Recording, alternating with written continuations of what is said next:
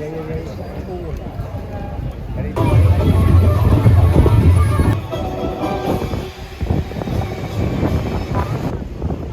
you all for attending today's demonstration at very short notice. As we know, what is taking place and what is happening in Rafah is shocking, it's disturbing, it's disgusting, and we are here today to demand and to bring attention to what's going on and to demand that our government take action to stop further atrocities, war crimes and the continued genocide from taking place in Rafah. 1.7 million people stuck in a small space, and yet they are indiscriminately bombing. Let's not forget also the hospital in Khan Yunis, the only hospital that is functioning. Today they sent a captive in who was handcuffed, and they sent him in to warn people and to tell people that you must evacuate from this hospital because the tanks are now surrounding from every angle and every direction. This messenger that they sent in, when he left the hospital, only 40 minutes later, they killed him, shot him dead. 3 bullets.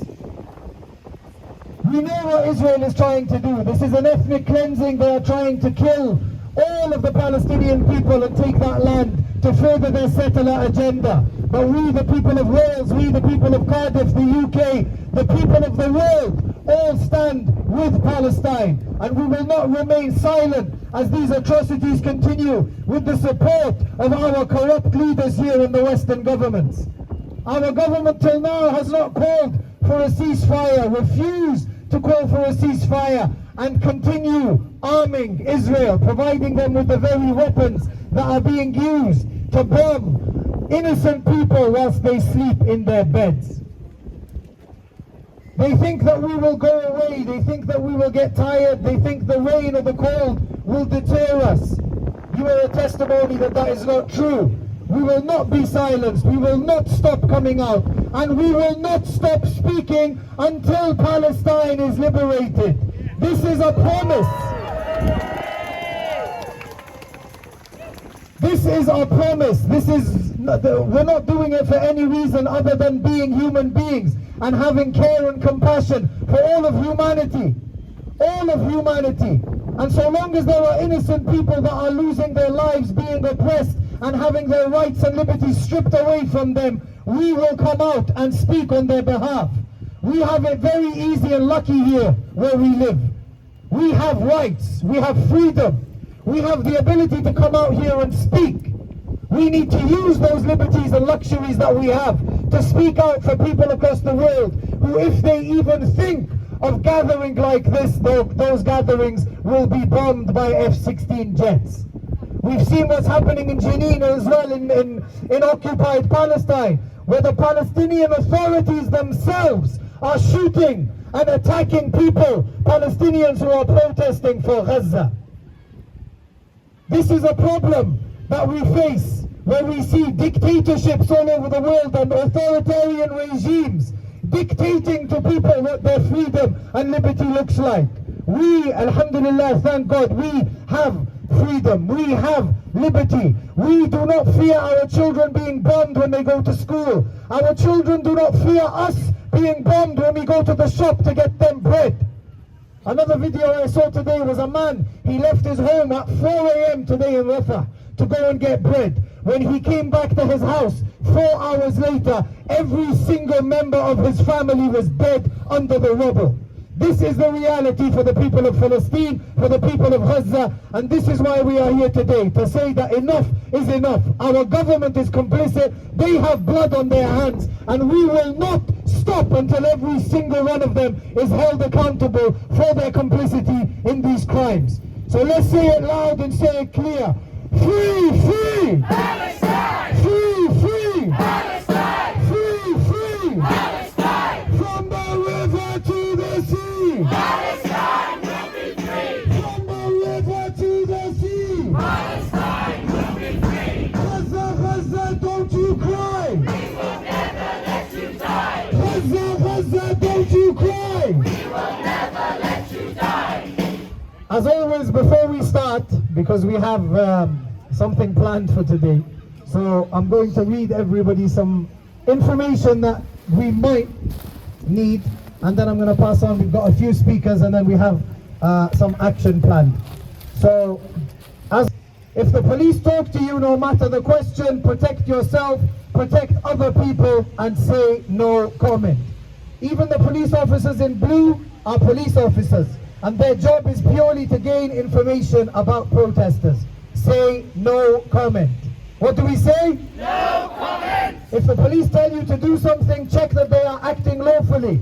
Ask them, under what power? What do we ask them? Under what power? If you get stopped and searched, do not give the police your personal details. This includes your visa status. No personal details. What don't we give them? No personal details! An exception is if you get arrested, and when you are at the station, people can give their name, address and date of birth at the custody desk. If you get arrested, ask for a solicitor. They are on the bus cards if we have legal observers who have these cards with that information. No matter what, do not accept a free duty solicitor. Ask for a specific solicitor, either ITN, HJA or Bindmans, who are experts in this field. Do not under any circumstances accept a caution, because if you accept a caution, this is admission of guilt, and it's an easy win for the police. You might get found guilty later, so you might not get found guilty later. So no caution. No caution! And if you get arrested, call the protest support line number, which is on the bus card. Protect yourself, protect other people. No comment. No comment! The reason why we're saying this more and more in the last couple of weeks is because the behavior of the police towards peaceful protesters, especially for the Palestinian cause, has changed. They have become heavy-handed, they have increased their intimidation, and they have increased physicality and abuse towards peaceful protesters. If that was not the case, we would not be telling people their rights. But the fact that they have changed and are trying to change laws and legislation to stop these protests from continuing, we need to ensure that we know that everything we are doing is in accordance with the law. We are not breaking the law. We are doing everything lawfully and legally. And we will continue to exercise our democratic right until there is no need for us to get together and protest on the streets of our cities. We have a guest speaker who has come from London. His brother Asim Qureshi, who is part of Cage International. So I'll let him explain a little bit about what they do and what they're doing for Palestine.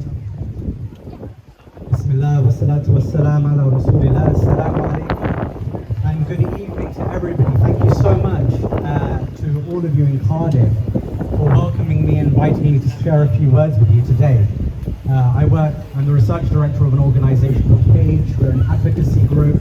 We represent political prisoners around the world, starting off in Guantanamo Bay, but wherever you find political prisoners, especially in the global war on terror, you will find us supporting their rights. And we can never disconnect what is going on in Palestine, in Israel, from any other form of political detention anywhere in the world. Because we have to start off in one place before anywhere else when we're thinking about Israel. Every single time the name Israel is evoked, there are certain words that should automatically come into our imagination. And they are a settler, colonial, apartheid, racist regime. Yeah. Every single time you hear the word Israel, settler, colonial, apartheid, racist regime must be the accompanying descriptor. Because Israel, in the form that it is in, cannot, by any moral standard, by any spiritual standard, by any standard of good conscience, be considered a legitimate state. Because apartheid can never be legitimate. And that is the founding status of Israel. And so when we place that at the center of our understanding and our thinking, everything else that stems from there is what? Is that resistance is mandatory to an apartheid regime. Just in the way that it was in South Africa. We can never ever think that apartheid is a regime, is a system that can be reasoned with. Apartheid is not a system that you can simply negotiate with. It is a system that must, from its inception all the way through to its ultimate end, must be resisted at all costs. And Palestinians know this better than anyone else. They have been resisting the formation of Israel since before its inception. For over 100 years, Palestinians have been resisting. And how have they been resisting? They've been resisting by any means necessary. And that includes, if we think about political prisoners again, with their own lives. If you take Khadr Adnan, Allah yarhamuhu, may God have mercy on him, who was murdered last year after one of the longest hunger strikes in Palestine's history. How is he resisting? With his very body, saying that I refuse to take food or water, and if I die, it is because Israel has killed me through its administrative detentions. So what do we understand about Israel? Israel requires support lines. It requires support lines in many, many different ways. It requires it economically, militarily, and even culturally. So what is our job? If we think about the Palestinian resistance, we must think about the fact that our job at the periphery is to cut off every single supply line that Israel has.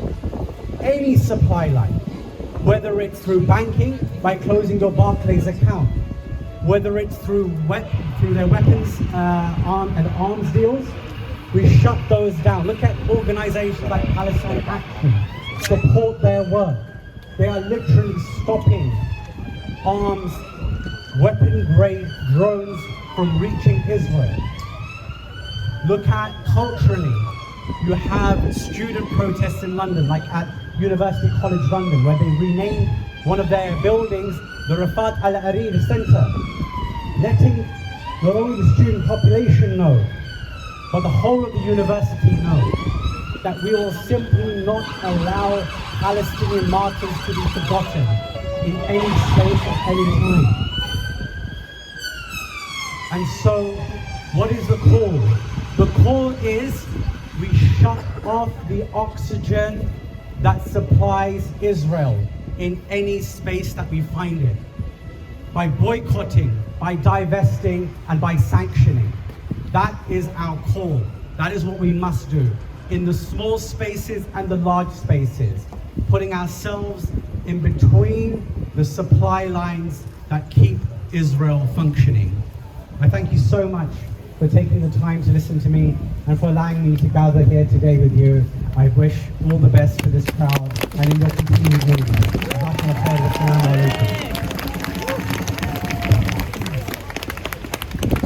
Just so everybody knows as well, we're going to be planning a sit-in, some sort of action. You don't have to all take part. Anyone who doesn't want to take part can step away. Anyone who feels uncomfortable whilst we're doing it, you can step away. But we are planning on doing something to try and get some attention, to try and get people to listen, to try and get people to understand that we're not just a bunch of people standing next to a statue every week for fun. We're doing this because innocent people are dying. In fact, over 32,000 innocent people have died. 12,000 of those are children under the age of 18. We are doing this because humanity demands that we do this. Our morality demands that we do this. And we have to highlight the situation and educate people. Israel have been planning this for over 100 years. It's not going to take us one day or 1 week or 1 month to wake people up and to make people realize that Israel is a terrorist state.